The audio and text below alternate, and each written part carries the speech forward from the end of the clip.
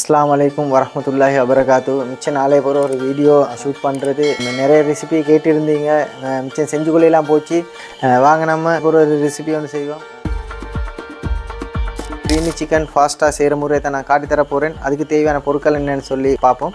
அதுக்கு தேவையான வெஜிடபிள் என்னென்னு சொல்லி பார்த்தோன்னு சொன்னால், கொத்தமல்லி கீரை எடுத்துக்கிறேன், தக்காளி எடுத்துக்கிறேன், ஒனியன் எடுத்துக்கிறேன், 2 ஜாய் கொச்சிக்காய் எடுத்துக்கிறேன், பெரிய மிளகா சின்ன மிளகா சேர்த்து கட் பண்ணி வச்சுக்கிறேன், கேரட் எடுத்துக்கிறேன். இதுக்கு லீஸ் ஒன்றும் ஆட் பண்ணுறதில்ல. இதுதான் வெஜிடபிள். இன்டால் பெப்பர் எடுத்துக்கிறேன், இன்டால் சால்ட் எடுத்துக்குது.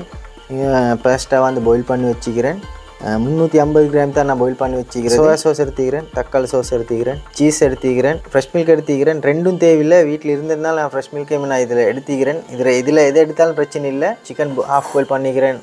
200 கிராம் பாயில் பண்ணது தான் இருக்குது. ஒயிட் சாஸ் செய்கிறது தான் கோதுமை எடுத்துக்கிறது. கோதுமை வந்து 2 டேபிள் ஸ்பூன் அளவு தான் போடணும். தான் தேவையான பொருட்கள் வந்து உங்களுக்கு சிம்பிளான மெத்தடில் செய்கிறது தான் நான் இப்போ இதை காட்டித்தரேன். நாளைக்கு 4 ஆண்டுகள்லாம் நீட்டத்துக்கு இருக்குது. நாளைக்கு இன்றைக்கி வெள்ளிக்கிழமை ராவ் எடுக்கிறது, நாளைக்கு சாப்பாடு இருக்குது. வெள்ளிக்கிழமை சனிக்கிழமை ஞாயிற்றுக்கிழமை எல்லாம் கிடிவு சாப்பாடு இருக்குது. அதை நான் வேறு எடுத்து போடுறேன். வாங்க இதை சிம்பிளான முறையில் செய்கிற முறையை பார்ப்போம். தேவையான பொருட்கள் வந்து பட்டர்,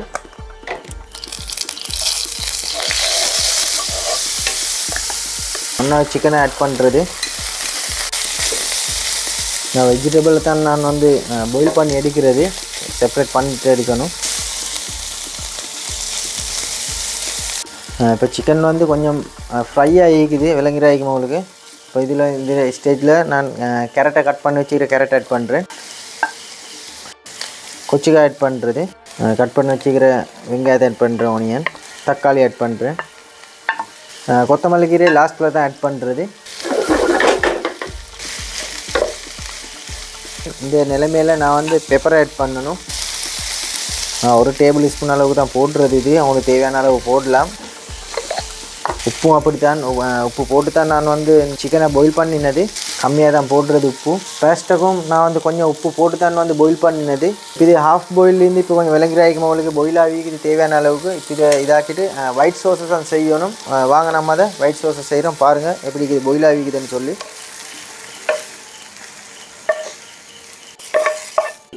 அடுத்தது ஒயிட் சோஸ் செய்கிற முறையை தான் நான் காட்டுறேன் சிம்பிளான மெத்தடில். அதுக்கு பட்டரை ஆட் பண்ணுறது.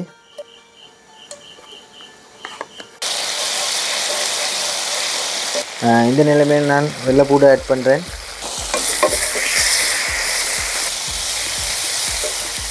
இப்போ நான் ஃப்ரெஷ் மில்கை ஆட் பண்ணுறது.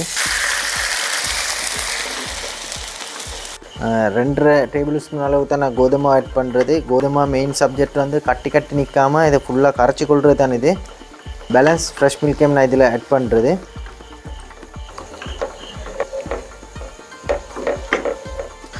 பாருங்கள் இப்போ நல்லா க்ரீமியாக ஈக்குது. நல்ல இடம் பத்தாததுனால நான் எடுத்துக்கிறேன், மாற்றி வைக்கிறேன் இதுக்கு.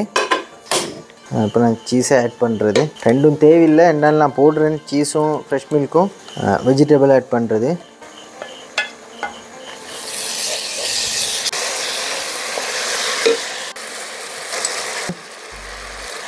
ஃபஸ்ட்டாக ஆட் பண்ணுறேன் இப்போ இந்த நிலைமையில்.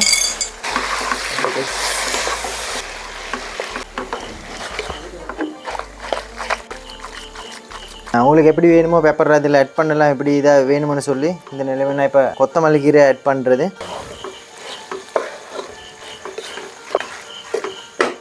பாருங்கள் எப்படி ஈக்குதுன்னு சொல்லி.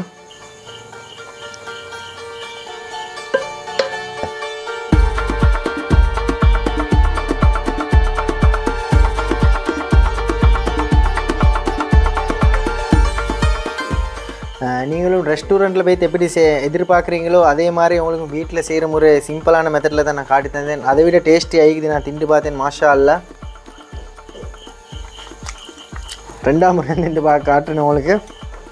மாஷா அல்லா. உப்பெல்லாம் நான் வேறு போடலை, அதே மாதிரி தான் உப்பு ஒன்றாவுக்கு போட்டதே தான். நல்ல டேஸ்ட் ஆகிக்குது. நீங்களும் ட்ரை பண்ணி பாருங்கள். மிச்ச நாளாக வீடியோன்னு போட்டுக்கொள்ள கொஞ்சம் பிஸியாக இருந்ததுனால தான் வந்து கொஞ்சம் வீடியோ போட்டுக்கொள்ள கிடைக்கல. வந்து நீங்களும் ட்ரை பண்ணி பாருங்கள். அவுட்புட் எப்படி வந்துன்னு சொல்லி கமெண்ட் பண்ணுங்கள், லைக் பண்ணுங்கள், ஷேர் பண்ணுங்கள். மீண்டும் ஒரு நல்ல ஒரு ரெசிபியில் சந்திக்கும் வரை விடைபெறுகிறேன். நன்றி. அஸ்ஸலாமு அலைக்கும் வரஹ்மத்துல்லாஹி வபரகாத்துஹு.